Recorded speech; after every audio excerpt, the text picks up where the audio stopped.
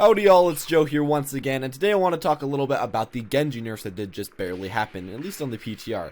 Now, of course, a lot of people have been calling this the doom of Genji. Genji's unplayable now you can't play Genji at all.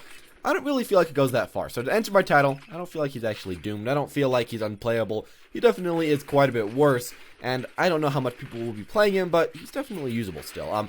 Anyways, let's talk about the actual nerfs that did happen to him, and then maybe talk a little bit about why you may want to play him a bit still, and then of course who may just be replacing him quite a bit. Anyways though, let's talk to the actual nerfs that did happen, at least in the PTR so far. And the first thing that they decided to do was get rid of his double jump reset. So essentially in the past, what you could do was double jump, climb up a wall, double jump again, and then shift somewhere. Well, now what they did is that they made so that you could only double jump, climb up a wall, and then shift somewhere. They didn't give you another double jump after you jumped off the wall, which I guess kind of makes sense. This was a little weird thing that I never really understood why Genji had anyways, and I never really understood why Hanzo didn't have this. So I guess it's kind of a good balance change. It makes so he can't really go as high, he can't position quite as well. I don't really feel like he needed this along with all of his other nerfs. Maybe if they had just this as a nerf, I would have been happy with that. But yeah, this with his other nerfs, a little bit too much in my opinion. Still, not really something that completely destroys the character. As well with this nerf though, there are a lot of other nerfs, and the first nerf I gotta talk about is of course his dash, and this dash got nerfed quite a bit. The first thing that they decided to do with the dash is that they made so that it no longer does damage to traps like Widowmaker's Venom Mine, which is a pretty big problem, as before you could just shift past these things, kill them, and now you actually have to stop, look down, shoot them with the right or left click, and then continue on your adventure trying to assault the enemy team. But the problem is that takes time, and as an assassin that has to quickly get behind the enemy lines, that's pretty annoying how you have to slow down, stop that, and go on from there. Or I guess what you could do is just jump over it. But still, you won't have that trap being destroyed, so it's kind of a lose-lose either way from what it used to be. And as well with that, you can no longer bypass Junkrat's steel traps. Now this was something that I always felt was really awkward. Junkrat of course has his E ability, he could throw it on the ground, and then Genji for some reason could shift past his E ability. This didn't really ever make any sense to me. And luckily, they did change that, so now you can't shift past Junkrat's E. Now this does, of course, again, reduce his mobility, makes him quite a bit harder to play against Junkrat, as he can just throw that E down and you can no longer shift through it. But again, you can just jump over this, so it's not the worst thing in the world, or what you can do is just jump once and shift over it, or just look at a kind of upwards vertical angle and shift above the trap. So it's not the worst thing in the world, but of course it is quite a bit annoying, as now you can get hit by that steel trap and you can be hit by the Widowmaker Venom Mine. So that is a pretty big nerf, but not the biggest thing that they've talked about so far. So now to the actual biggest nerf, at least in my own opinion, and this is the nerf that I don't really feel like way too many people are actually thinking about way too much.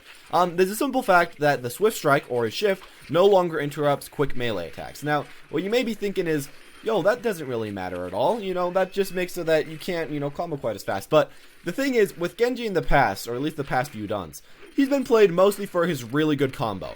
He doesn't really have the most sustained damage, he doesn't really have the most burst damage in the game all the time, but what he did have was a right click melee shift. He could do that, he could burst people along with having Zenyatta help him with a Discord Orb, so you could just walk into the enemy backline, do that, try to burst people, burst Zenyatta, burst Lucio, burst Mercy, and that was the majority of the stuff that you tried to do. You tried to burst people with your right click melee shift. It was definitely your best combo, and probably the thing that actually made Genji a really good character, as it gave him burst. And other than that, Genji really doesn't have any burst at all, which is a bit of a problem, as he is somebody that's in the back line that doesn't have the most mobility in the game. So you kind of do need to burst people, and especially since if you want your mobility, you have to get a kill. So it's really important to burst people, but you can really no longer burst people that easily.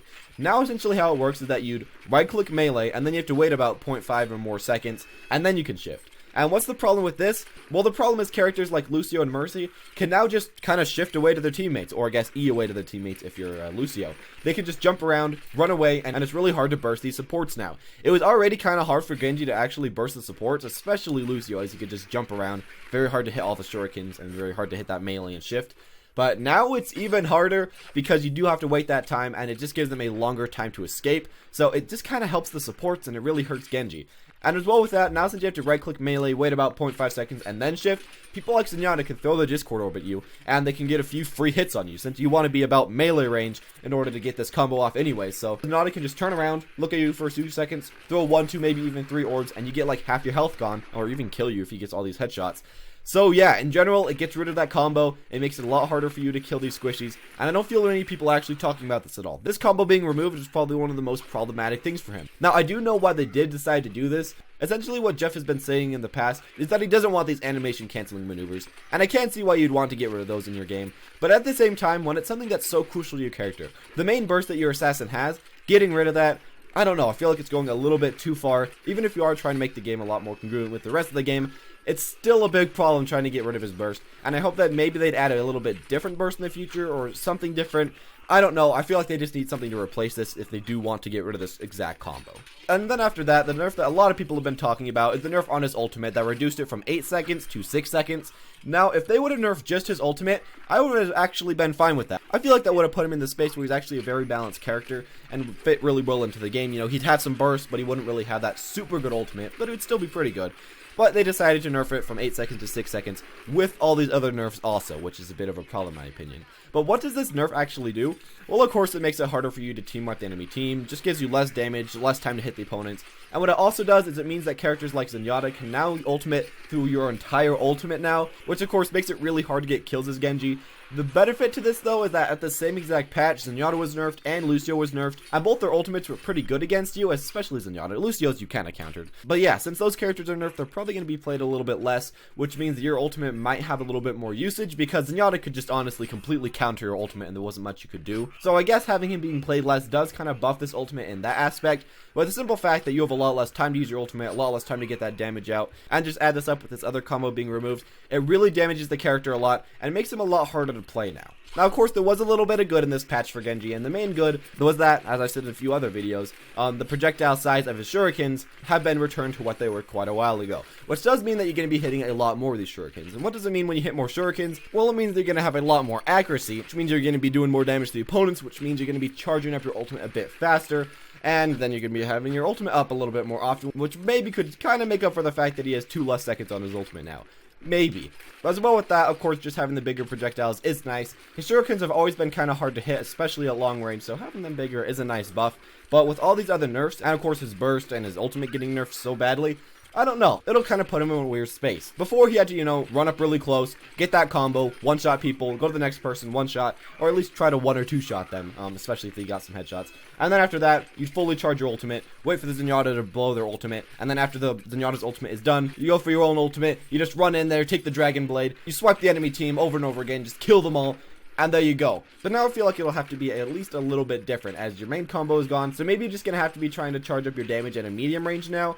Maybe people will try to play this guy a little bit more medium range. Of course, he still does have quite a bit of damage. You can still right-click melee and then shift a little bit after. But I'm guessing that he's going to have to move at least a little bit further away in range. And of course, that would also benefit him as he has these bigger projectiles on his shurikens. And of course, that also helps him as if he gets more damage at medium range, he can of course charge up his ultimate a little bit faster. So overall, I'd say his playstyle will have to change at least a little bit. Of course, his ultimate being reduced, it's just a big pain, but at the same time, it was something that a lot of people really hated and something that really annoyed people. But the final thing I want to talk about is why should we really play Genji right now? Now, in a game like Overwatch with all these different roles, offense, defense, choke point people that have to try to get in the air like Forest, snipers, people like McCree or Soldier 76, often you only need one of these types of characters per team. And what I've been thinking for the last few days is, why would you really pick Genji right now over Tracer? Now, I know that he still does have a good ultimate. He can still almost team wipe a whole team with his ultimate if you time exactly right. But at the same time, you have a lot less mobility now, you have a lot less combo damage, and this does make Tracer seem like a much better pick than she did before. Which may be nice. Maybe it'll make so that Tracer and Genji now have the exact same play rate or similar play rate. But I'm afraid that in the future, people will start picking up Tracer a lot more than they already were. I mean, Tracer was already a very picked character, let's be honest. She was already probably even a more picked flanker than the Genji. And after these nerfs, it'll probably just become more and more. You're going to be seeing a lot of Tracer. So I don't really know. I feel like Genji may probably slip into a bit more of a situational pick. Still usable, but better for certain situations. Better when you have a certain team that you can easily team wipe. Better when you have some people that really can't counter your slower bursts from now on. But Tracer may just become played quite a bit more. Maybe used for just more teams in general. And yeah, I could see that happening in the future. Not going to say it will 100% happen. Not going to say all Tracers will take over all Genjis and it will become Tracer Watch instead of Genji Watch.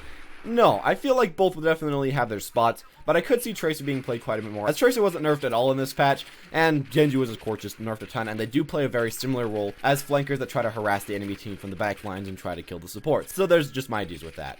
Overall, though, with all these nerfs and all these things I've talked about, I do feel like Genji is playable. I feel like he'll be played a decent amount in the future. These aren't the worst nerfs that could ever happen. At the same time, they are pretty painful. It'll probably make you have to look a lot more into the enemy team composition, try to make sure they have someone like a Mercy so that you can actually kill the Mercy without her trying to kill you back. Stuff like that. But yeah, overall, I still like the character. I still feel like he's pretty fun. It would be nice if they reverted maybe 1 or 2 of these changes. That could probably put him in a more balanced state, or just made so that his ultimate was changed. Maybe just make so that as well his double jump reset was changed. If they got rid of just one of those changes, I feel like he'd be in a really good spot. Right now, he does feel very situational. Still playable, but situational. But yeah, that's all I really have to say about this character. I'm really hopeful for the future of Genji. I do love the character of Genji. He's very fun to play as. I know he's pretty annoying to play against. And people complaining about that is probably where a lot of these nerfs came from. But of course, these are all just my own ideas. Tell me what you're thinking down below about Genji. Tell me if you think Genji is going to be never played again. Or tell me if you feel like Genji is still going to be played quite a bit, as his main support counters, that being Lucio and Zenyatta, were both nerfed. So maybe we'll be seeing a little bit more Genji. We can never really tell for right now. Anyways, thank you guys for watching. Of course, if you enjoyed, leave a like, and if you have any of your own ideas, please comment them down in the comment section below. And as always, have a wonderful day.